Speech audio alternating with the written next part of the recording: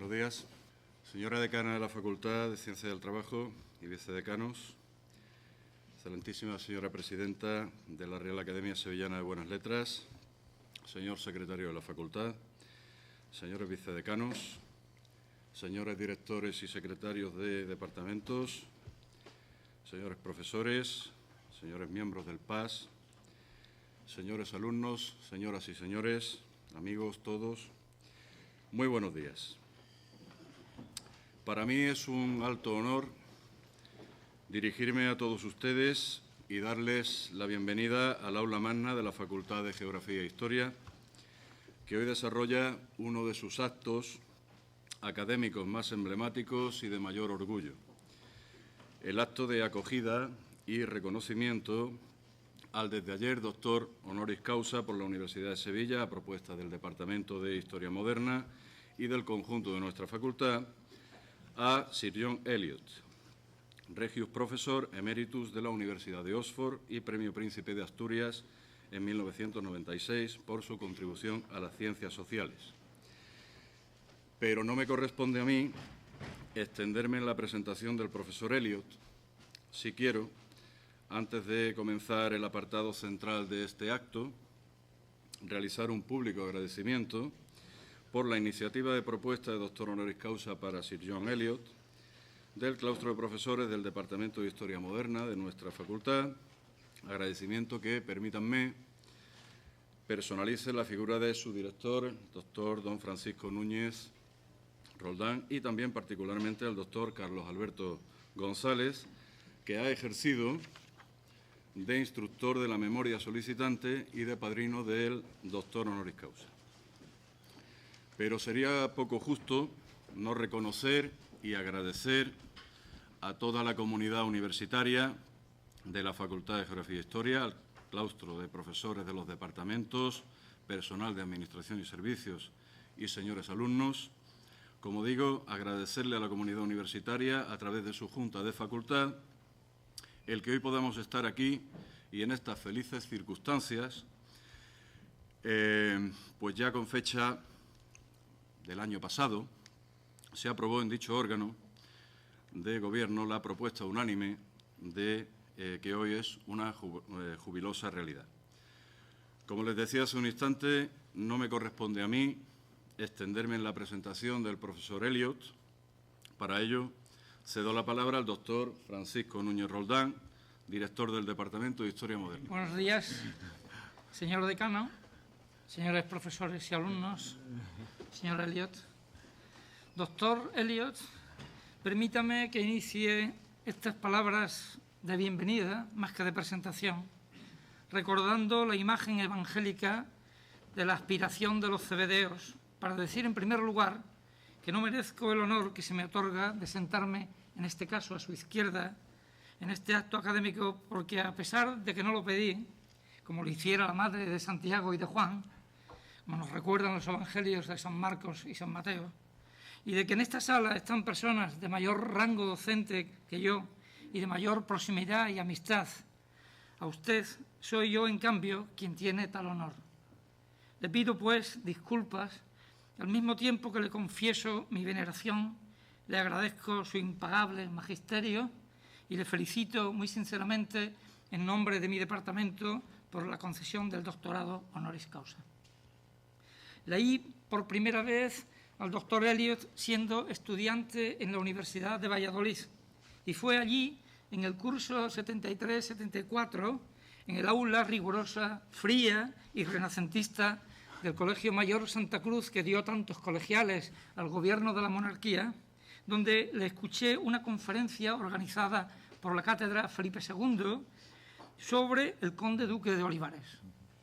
Yo había leído por entonces el libro del doctor Marañón, el delicioso libro del doctor Marañón, sobre la enorme figura del político sevillano, pero aquella conferencia de usted y lo que vino después, su insuperable biografía de Olivares, hicieron posible en mí y en mis colegas que, junto a la rebelión de los catalanes y al manual de la España imperial, apareciera usted ante nosotros y para siempre como un historiador y un hispanista extraordinario, un modelo de excelencia a imitar un maestro en el estilo de escribir y un investigador tranquilo y reposado. Las instituciones se honran a sí mismas en las personas que ellas honran. Los profesores nos encontramos a nosotros mismos transmitiendo a nuestros alumnos lo que aprendemos y continuamente estamos aprendiendo. Nuestra satisfacción y nuestro homenaje privado a un autor como usted consiste en transmitirles el amor por su obra. Le prometo que continuaré haciéndolo en el futuro. Su obra, porque además su obra nos ha enseñado a buscar la verdad, a ser ecuánimes sin dejar de ser apasionados por el trabajo bien hecho, a dejar en reposo las ideas sin atropellos ni prisas, para que maduren y se contrasten con otras en el riguroso y necesario debate historiográfico. He pensado que mi deber era hoy presentarle o anunciarle o darle la bienvenida en este acto. Ha sido, en realidad, un auténtico honor para mí. Estoy orgulloso y feliz de haberle acompañado junto con mis compañeros del Departamento de Historia Moderna en el acto solemne de ayer y me alegro de corazón de haber sido una pequeña parte en el proceso de su merecidísima investidura como doctor honoris causa por la Universidad de Sevilla. Rememorando aquella mañana fría de Valladolid, vuelvo a escucharle hoy para aprender de sus sabias palabras, reiterándole en nombre de mi departamento muchas gracias.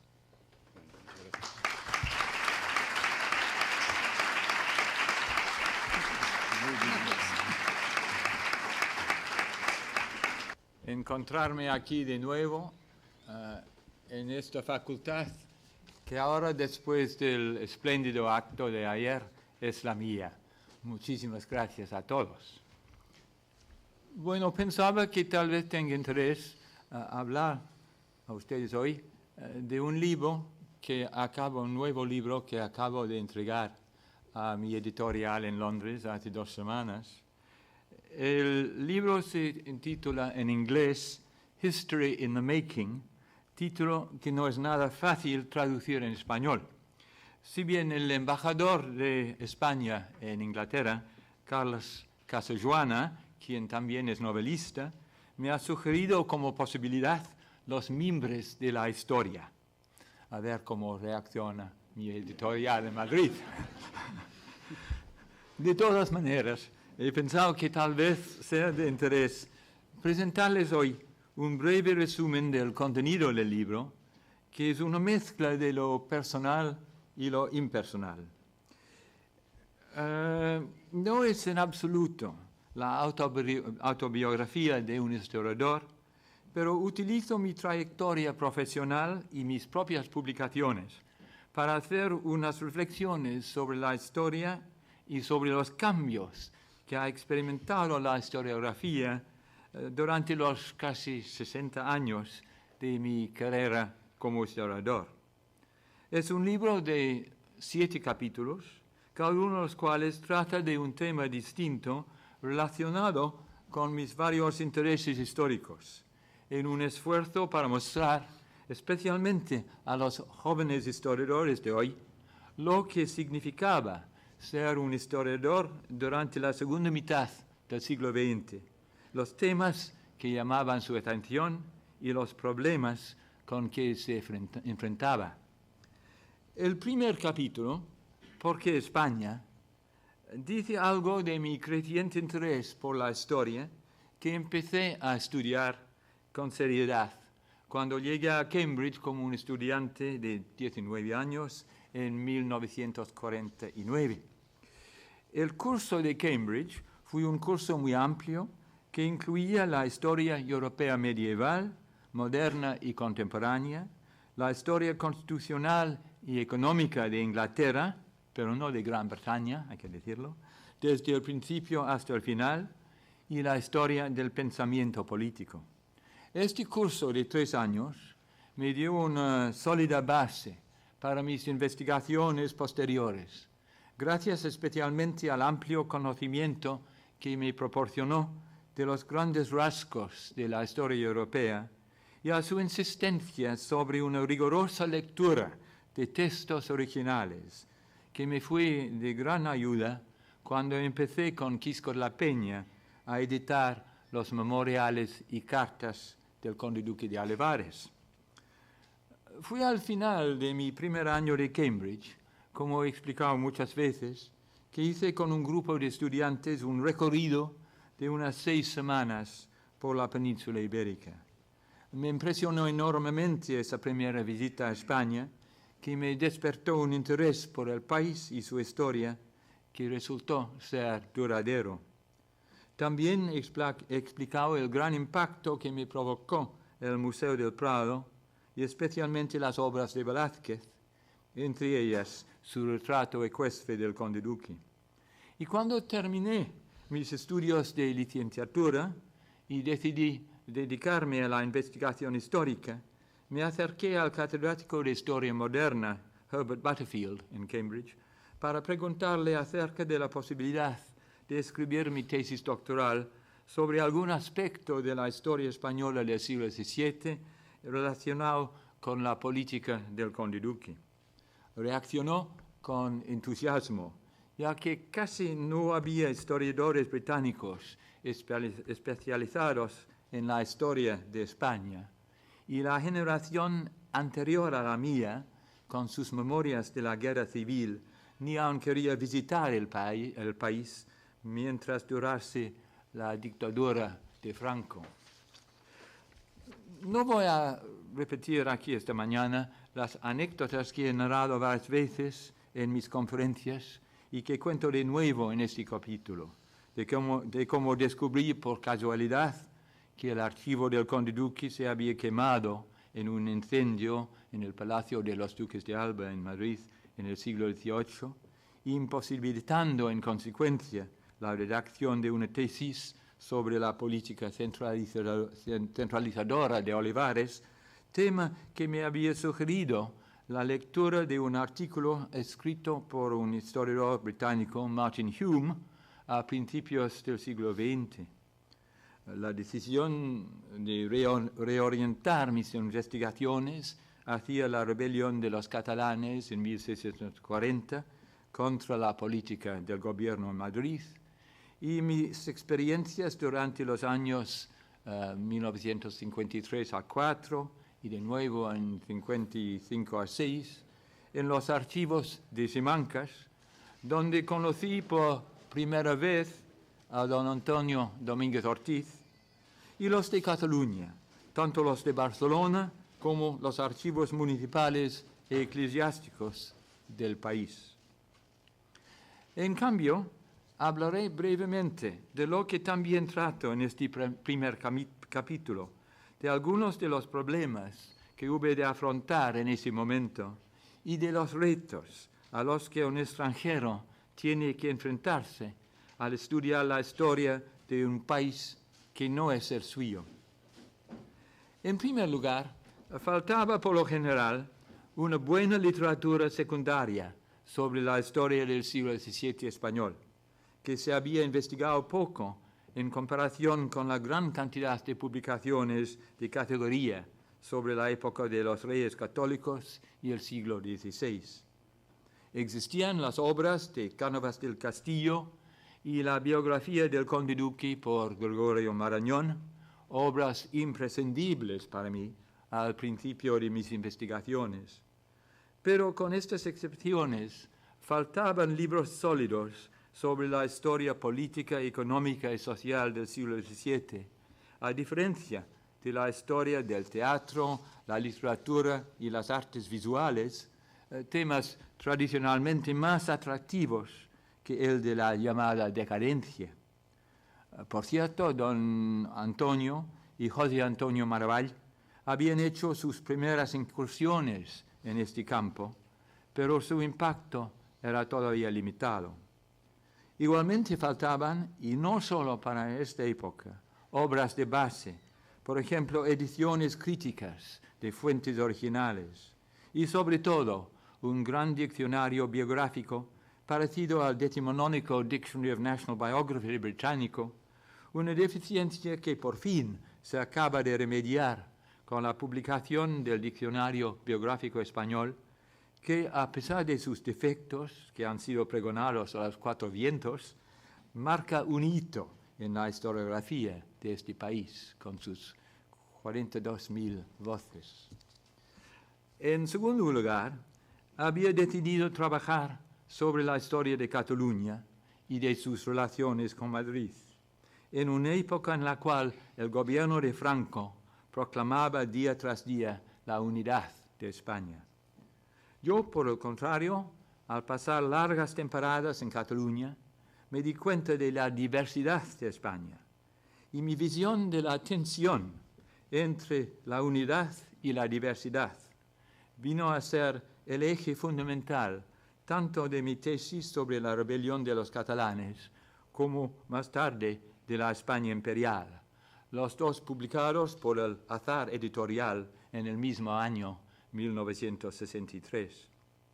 Cabe decir, como pronto se dieron cuenta mis lectores españoles, que el contenido de la España imperial distaba bastante de lo que se esperaba de su título, tan resonante de la historiografía oficial que había escogido en mi inocencia de joven extranjero.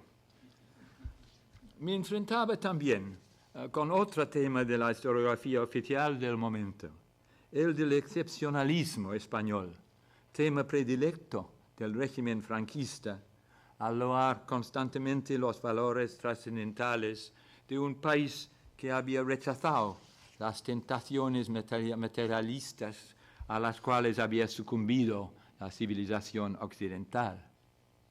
A mí no me gustan las interpretaciones esencialistas de la historia, y gracias a mi inmersión en la historia europea y británica, quedé impresionado no tanto por las diferencias como por las similitudes entre la España moderna y las otras sociedades europeas.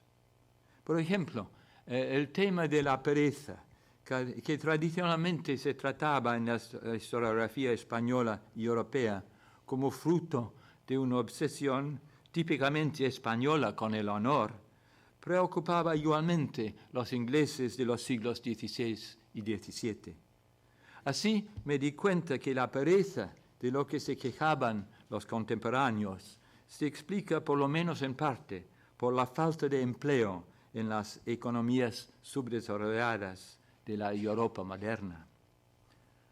Viniendo, pues, a la historia de España desde fuera, intenté hacer resaltar en mis primeras publicaciones dos temas que a mí me parecían obvios, pero que contrastaban con los presupuestos del pensamiento dominante de los años 50 y 60. El primer tema fue el del pluralismo de España, y el segundo, la necesidad de integrar plenamente la historia de España dentro de la civilización europea. Son temas que han orientado mis trabajos sobre la historia de España desde entonces, si bien los he ido matizando con el tiempo. Ahora bien, si el hecho de ser un historiador extranjero te ayuda algunas veces a ver la historia del país que estudias con una vista agudizada, como pasó conmigo en este caso, tiene también sus desventajas. Te das cuenta, por ejemplo, de que algunas cosas que nunca vas a entender en la manera que las entienden los nativos. Es el dilema con que se enfrentan igualmente los antropólogos, el de cómo entender e interpretar una sociedad sin pertenecer a ella. Y pienso que la única manera de hacerlo es la de ir perfeccionando las antenas hasta que sean suficientemente sensibles para poder captar incluso las señales más débiles. Para esto hace falta la capacidad de escuchar, y la profesión de historiador no es para los que no tienen oído. Sin embargo, a juzgar por mi propia experiencia, un esfuerzo para pasar desapercibido en cuanto sea posible y para asimilar cuanto se pueda del modo de pensar y vivir de los nativos, hacen aumentar la capacidad de captar las señales. No es una cuestión de abandonar tu propia identidad, sino más bien de ir adquiriendo una segunda identidad, casi como un segundo traje. Pero este proceso funciona mejor cuando uno no es demasiado consciente del cambio.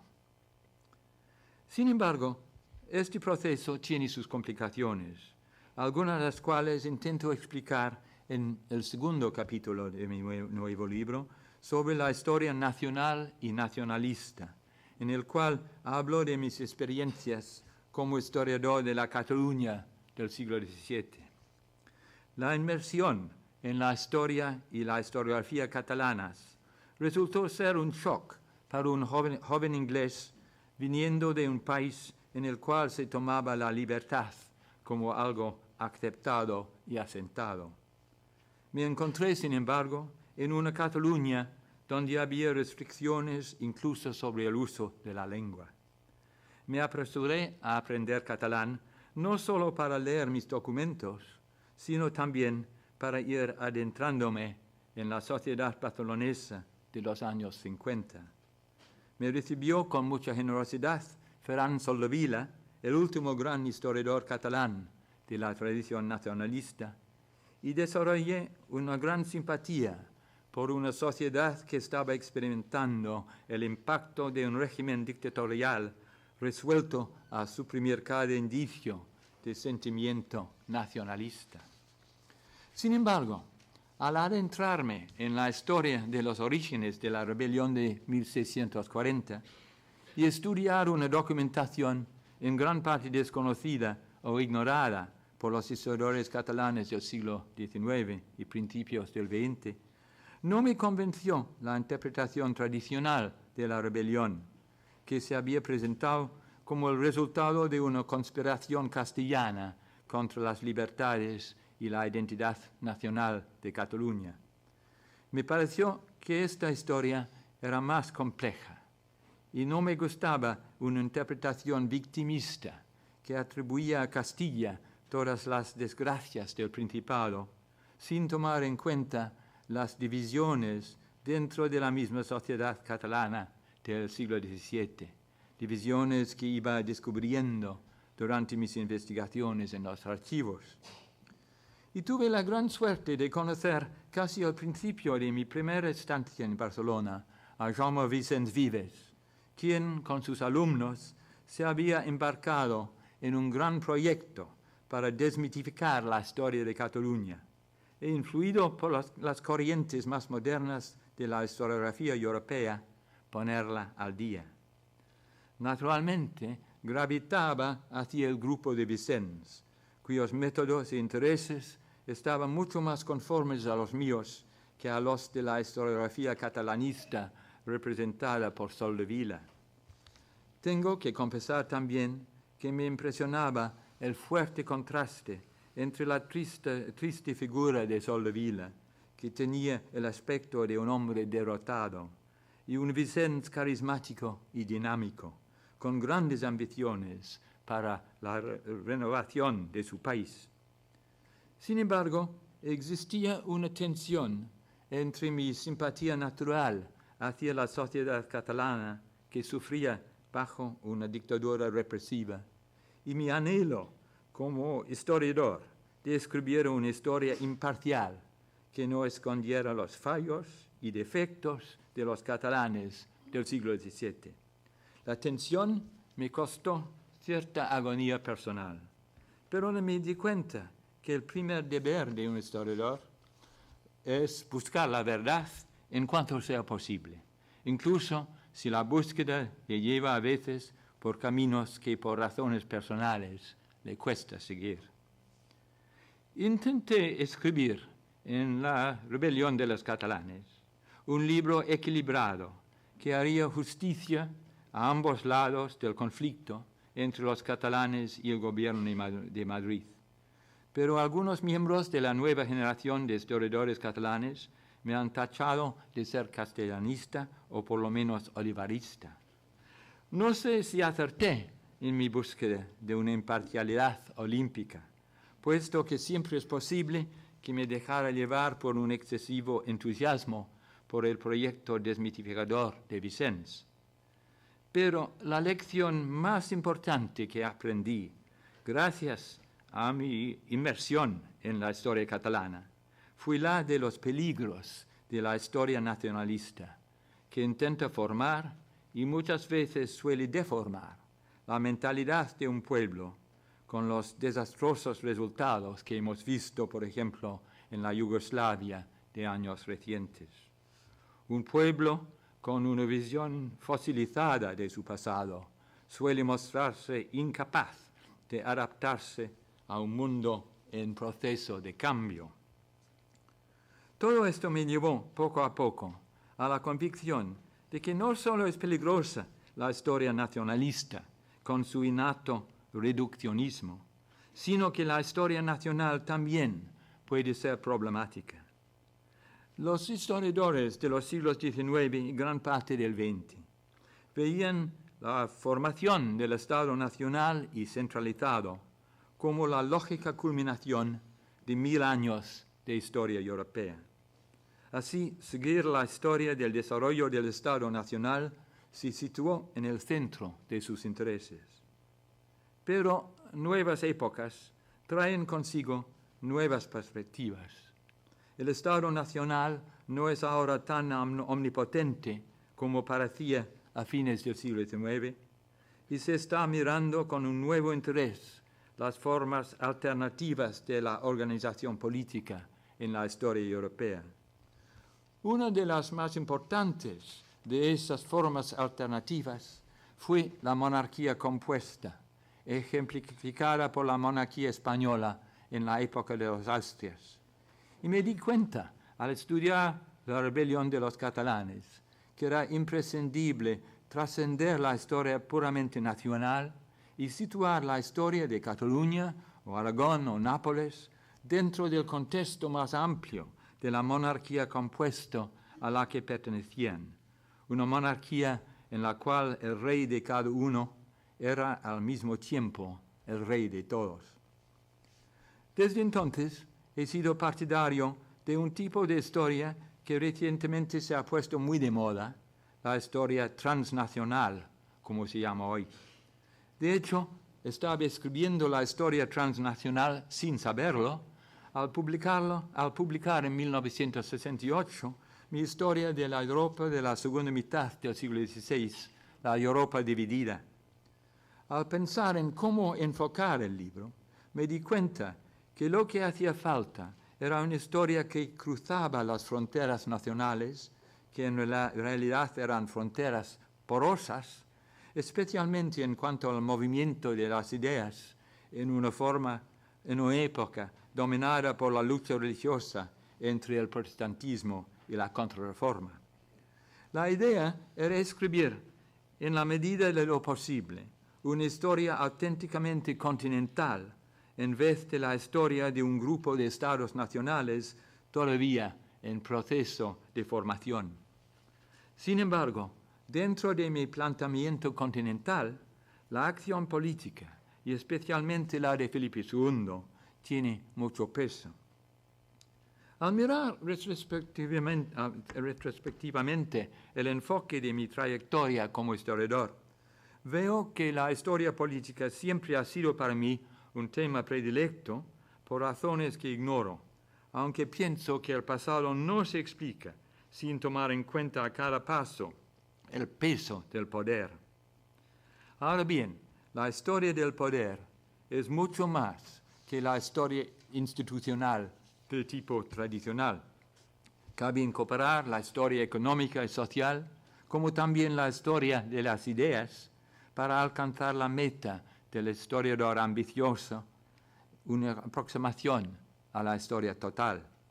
Y también cabe prestar atención, dentro del contexto del poder, a las intenciones y acciones del individuo, si es que uno rechaza, como yo, la historia determinista. Desde mis primeros encuentros con Olivares, albergaba la ambición de escribir su biografía política como hombre de Estado, la parte más floja de la biografía escrita por Gregorio Marañón.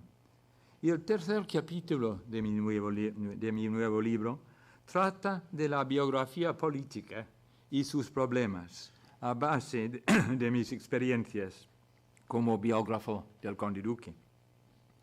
Gracias a la destrucción de su archivo personal, sabía que la tarea no sería nada fácil y que no solo sería necesario leer la gran cantidad de consultas del Consejo de Estado conservadas en Simancas y dedicadas en gran parte a la política exterior, sino también buscar cartas y papeles suyos por toda Europa. Me faltaba el tiempo para emprender esta tarea hasta que se me nombró en 1973 a una cátedra en el Instituto de Estudios Avanzados de Princeton, cátedra que no llevaba consigo ninguna obligación docente. Así tuve la gran suerte de poder dedicarme durante los 17 años que pasé en los Estados Unidos a la investigación de la política del Conde Duque y de la historia española en todos sus aspectos durante las décadas claves de 1620, 30 y 40. Un enfoque biográfico tiene claros defectos como forma de adentrarse en la historia de una época. Existe, por ejemplo, el peligro de exagerar el papel histórico del individuo, quien, según creía Fernand Braudel, es poco más que el prisionero de las grandes fuerzas impersonales que controlan el movimiento de la historia. Aunque no aceptara su punto de vista, tenía que preguntarme si la biografía constituía en realidad el mejor instrumento para acercarme al problema que más me interesaba, el de la llamada decadencia. Al final, llegué a la conclusión que el valor que tendría un estudio a fondo de la política, hasta ese momento poco estudiado, del hombre de Estado más importante de la España del siglo XVII, justificaría un enfoque biográfico, si era consciente que a cada momento que una biografía política no puede hacerlo todo y que proporciona solo un camino entre varios para llegar a un mejor entendimiento de la España de la decadencia y del siglo de oro. Así gradualmente me di cuenta de que la solución sería redactar, mientras que seguía trabajando sobre la biografía del Conde Duque, varias obras que se complementarían entre sí, en las cuales trataría de detalles o de aspectos de la época que no cabían en la biografía.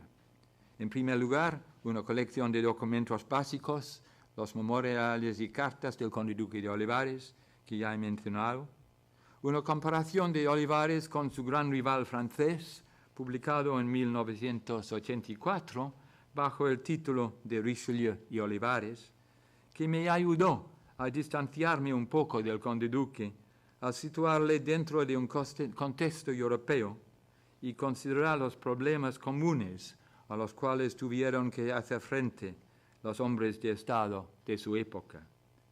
Y junto con mi amigo y vecino en Princeton, Jonathan Brown, Un palacio para el rey, publicado en 1980, en el cual investigamos en detalle la política cultural de Olivares.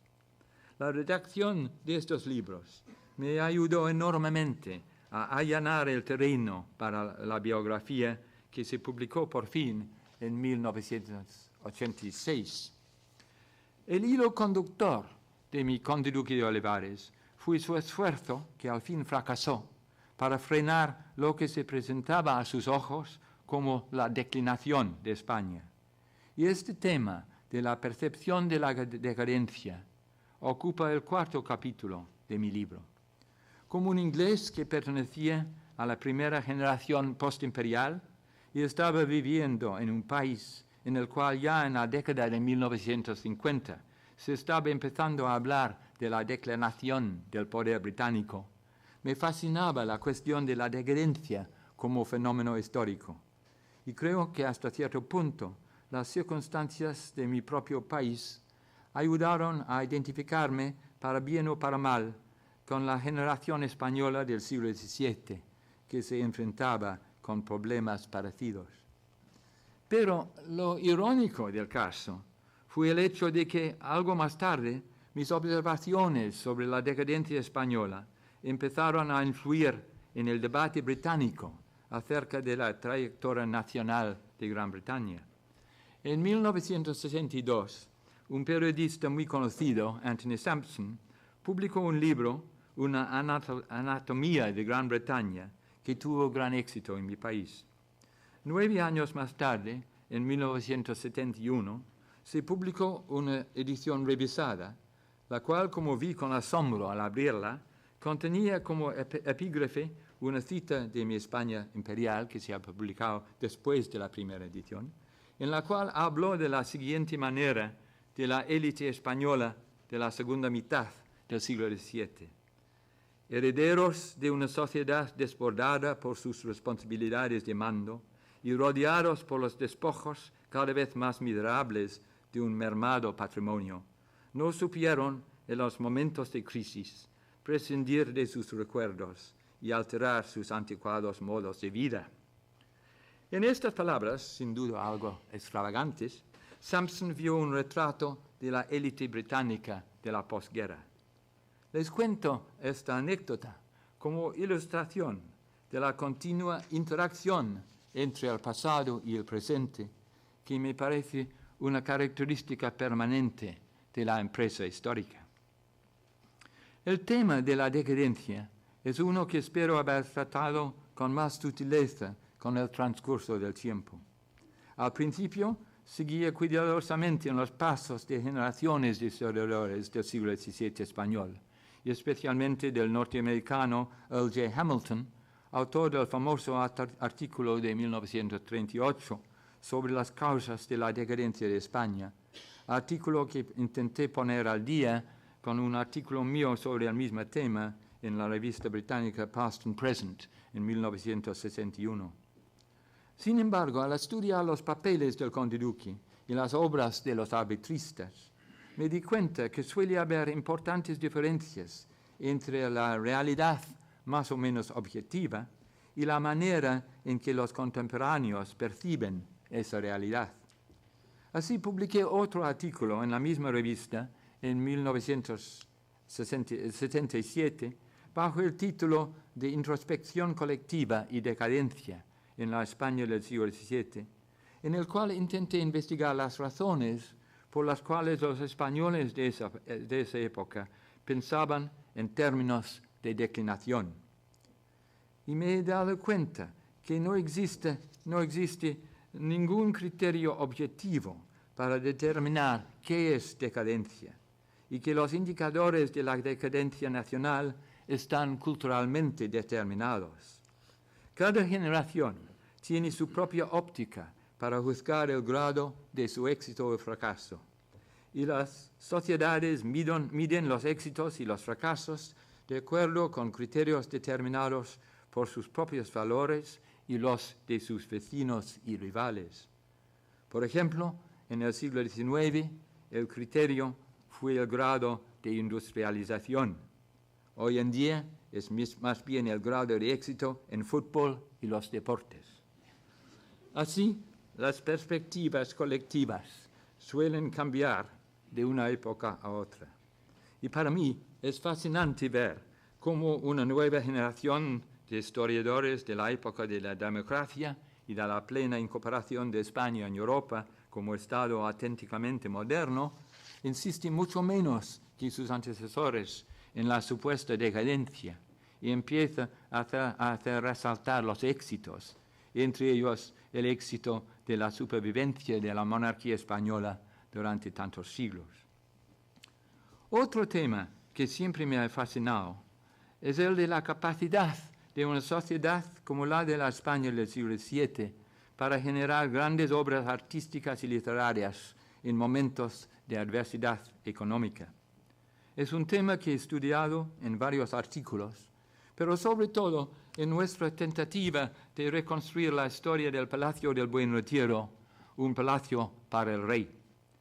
Este libro ha inspirado mi 5º capítulo, que trata de las relaciones entre la historia y la historia del arte. Y aquí hablo especialmente de lo que aprendí al colaborar con el historiador del arte Jonathan Brown, especialista en Velázquez y la pintura española del siglo de oro. Hicimos un reparto de los temas, yo dedicándome al contexto político, ideológico, social y económico, y Jonathan al arte y la arquitectura. Sin embargo, a cada paso, el uno revisaba el texto del otro, y cabe decir que a pesar de esto, seguimos siendo grandes amigos. Gracias a esta colaboración con Jonathan, empecé a entender mucho mejor lo que los cuadros mismos son capaces de decirnos. Muchas veces le pregunté, como buen historiador, ¿pero dónde están los documentos? Y él me contestaba, los cuadros son los documentos. Así, poco a poco, aprendí a leer y descifrar los cuadros y a utilizarlos como evidencia histórica. Creo que él, por su parte, aprendió de mí la importancia para un historiador de arte de conseguir un buen conocimiento de la historia de una época y así poder situar a los artistas y sus obras dentro del contexto político, social y cultural del momento. Un palacio para el rey fue la obra de cuya reacción más me he disfrutado, precisamente por ser una obra colaborativa en la cual se combinaban dos perspectivas distintas. Esta combinación produjo un libro hasta cierto punto pionero, la historia total de un palacio, que trataba no solo de su arquitectura y su decoración, sino también de la motivación y los métodos de su construcción, su financiación y las fiestas y actividades que tuvieron lugar en su recinto. Además, tuve una cierta satisfacción personal al reconstruir, por lo menos virtualmente, un palacio destruido durante las guerras napoleónicas por un bombardeo orquestado por el general Pakenham, un antecesor de mi mujer. ¿Cómo explicamos en nuestro libro? El centro ceremonial del Palacio Le Buen Retiro fue el Salón de Reinos y dedicamos un capítulo entero a la recuperación e interpretación del programa de su decoración, que consistía, como es bien sabido, en la gran serie de batallas y victorias del reinado de Felipe IV, incluyendo la rendición de Breda de Velázquez, sus retratos de la familia real, entre ellos el joven Baltasar Carlos ecuestre, y la serie pintada por Zurbarán de la vida de Hércules. Con la publicación de nuestro libro, empezamos una campaña para devolver a su sitio original estos cuadros, todos los cuales se encuentran en el Museo del Prado, con la excepción de una representación por Eugenio Cajés de la recuperación de la isla de San Martín en el Caribe, cuadro desaparecido durante las guerras napoleónicas. Esto debería ser una empresa factible, puesto que el Salón de Reinos es casi el único edificio del antiguo palacio que ha sobrevivido su destrucción a principios del siglo XIX, si bien transformado a mediados de ese siglo en un museo del ejército. En 2005 se montó en el Museo del Prado una exposición que tuvo mucho éxito entre el público para evocar cómo era el salón a fines de la década de 1630. Y desde entonces, gracias al apoyo del gobierno del presidente Aznar, se ha trasladado el Museo Militar al Alcázar de Toledo y el salón ahora es un espacio vacío. Otro ejemplo, sin duda, de la interacción del pasado con el presente que parece haber sido un constante en mi vida como historiador. Pero antes de lanzar gritos de victoria, cabe confesar que el tema de la reconstrucción del antiguo Salón de Reinos está en un estado de suspensión que empieza a parecer permanente. Falta el dinero y tal vez la voluntad para realizar nuestro gran sueño, y mucho me temo ahora que nunca veré el salón restaurado a una aproximación de su antigua gloria.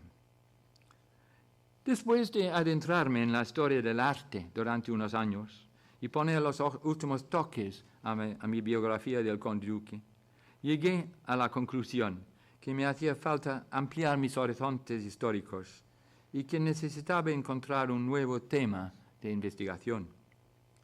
Desde bastante temprano, al intentar estudiar la historia de España dentro de su contexto europeo, empezaba a pensar instintivamente en términos comparativos.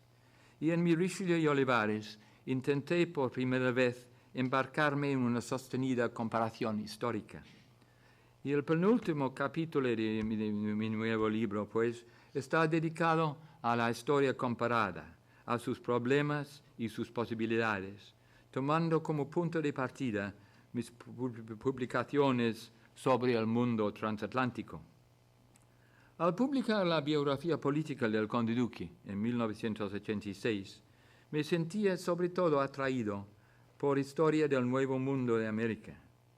Ya al escribir la España imperial, era consciente de mi falta de conocimiento de la historia de las Indias y de la expansión española ultramar, lo cual representa una de las grandes lagunas del libro.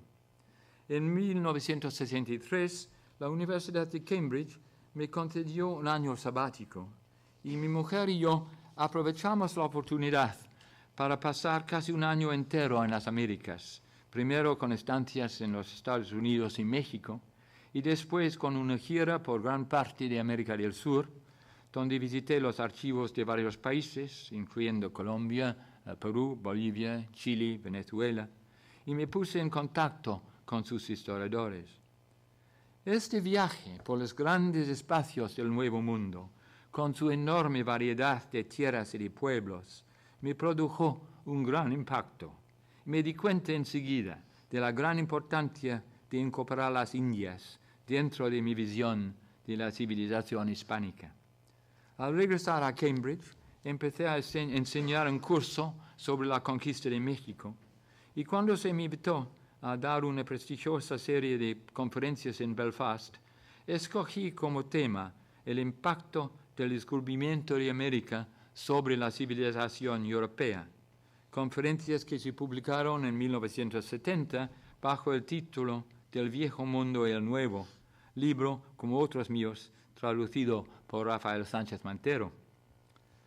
20 años más tarde, viviendo en Princeton, donde estaba rodeado por vestigios de la colonización británica, me vino a la mente que sería fascinante hacer una sistemática comparación de los imperios transatlánticos de España y Gran Bretaña, desde los principios de la colonización hasta los movimientos de independencia de finales del siglo VIII y principios del XIX. Sabía que un proyecto tan ambicioso me costaría años de trabajo, teniendo en cuenta que si bien estaba ya bastante bien informado sobre la historia del Imperio Español de las Indias, sabía muy poco de la historia de la colonización británica de América del Norte. La cantidad de literatura secundaria sobre este tema es monumental, como bien puede imaginarse.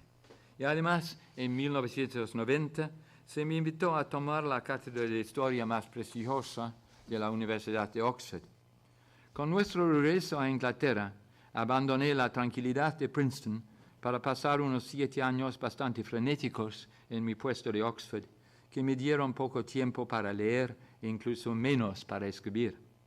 Así, solo después de mi jubilación en 1997, tuve la posibilidad de dedicarme plenamente a mi proyecto, y mi libro Imperios del Mundo Atlántico se publicó finalmente en 2006. No voy a hablar esta mañana de este libro, que fue el tema de la conferencia que pronuncié aquí hace 3 años. Ahora diré solamente que escribir historia comparada no es nada fácil desde el punto de vista técnico, pero que, basándome en mi propia experiencia, estoy convencido que los resultados justifican el esfuerzo.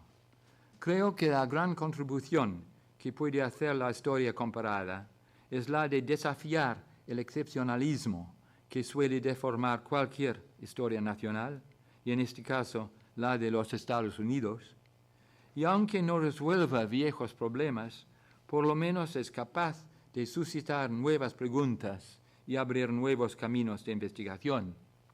Por ejemplo, ¿por qué en contraste con los españoles. No quisieron los primeros colonos ingleses casarse o cohabitar con mujeres indias. Aquí hay toda una historia que merece ser investigado a fondo. El capítulo sobre historia comparada, una forma de historia más alabada que practicada, conduce directamente al último capítulo del libro, titulado El cuadro más amplio. Utilizo este capítulo para hacer unas reflexiones finales sobre la trayectoria tomada por la historiografía durante los 60 años de mi carrera como historiador. Noto, por ejemplo, la gran expansión del número de historiadores profesionales y la entrada en gran escala de las mujeres en una profesión dominada por los hombres hasta las últimas décadas del siglo XX. Esta expansión ha conducido a una ampliación del campo de la historia, con el desmantelamiento de las viejas barreras entre las disciplinas, el ascenso de la microhistoria y la llegada del giro lingüístico y de la nueva historia cultural. Sin embargo, noto al mismo tiempo una cierta pérdida de coraje por parte de los historiadores de la segunda mitad del siglo XX, gracias en parte a la necesidad de hacer estudios cada vez más minuciosos en campos cada vez más abarrotados, pero también debido al colapso de la historia marxista o marxicizante representada por la escuela de los anal. A pesar de todos sus defectos, la historia marxista estaba dispuesta a enfrentarse a los grandes problemas históricos, y lamento que su pérdida de influencia haya debilitado la noble, si bien irrealizable, aspiración a la historia total.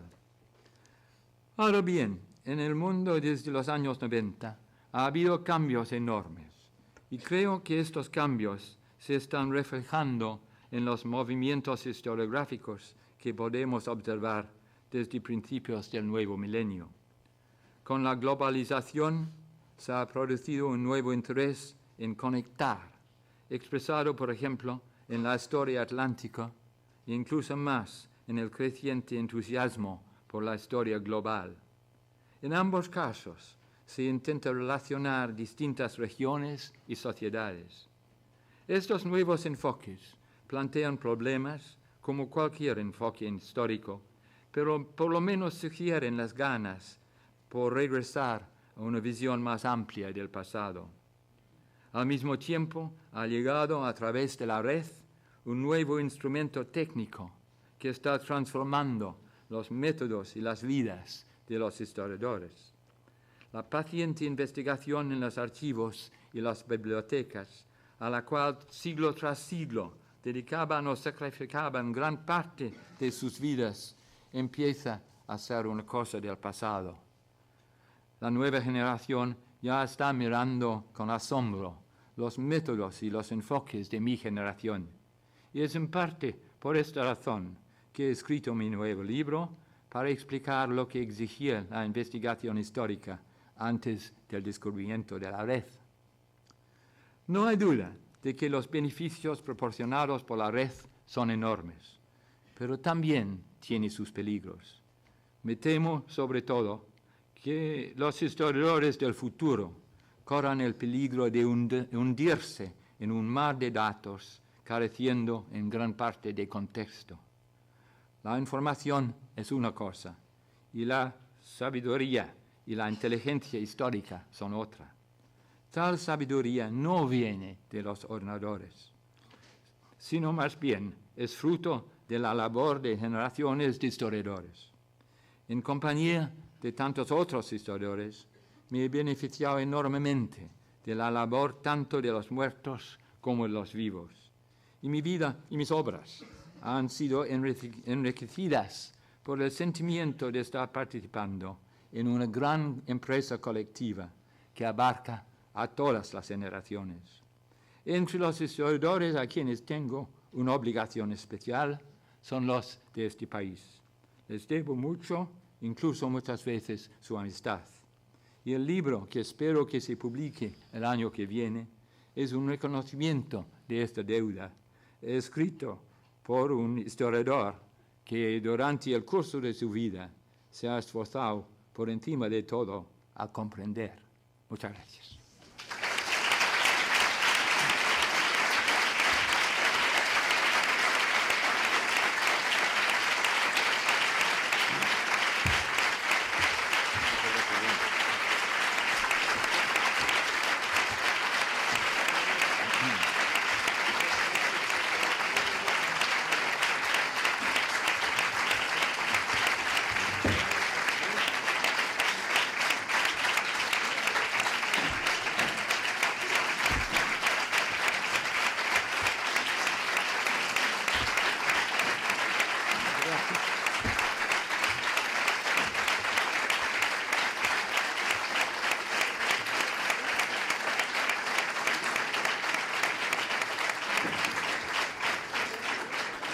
Gracias a todos.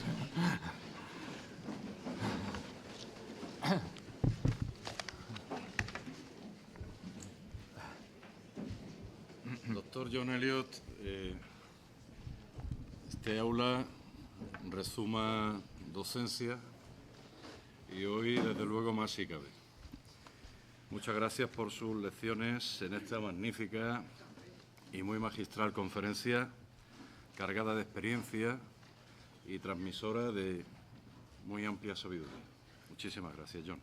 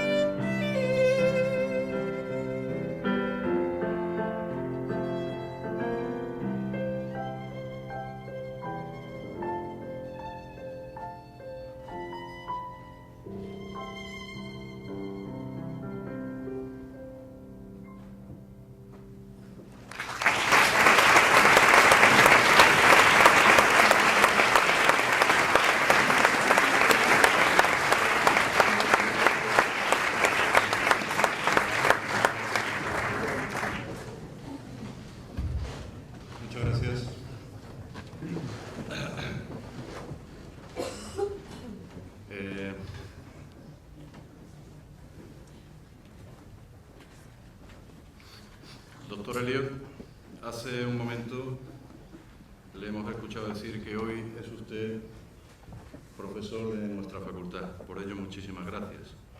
Mañana regrese cuando lo desee, como profesor y como amigo a este centro, a su casa, encontrará sus puertas abiertas, entonces seguirá siendo nuestro profesor.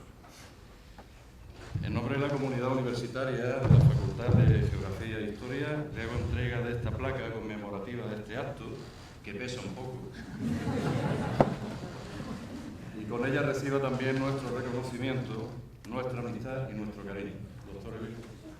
Muchísimas gracias.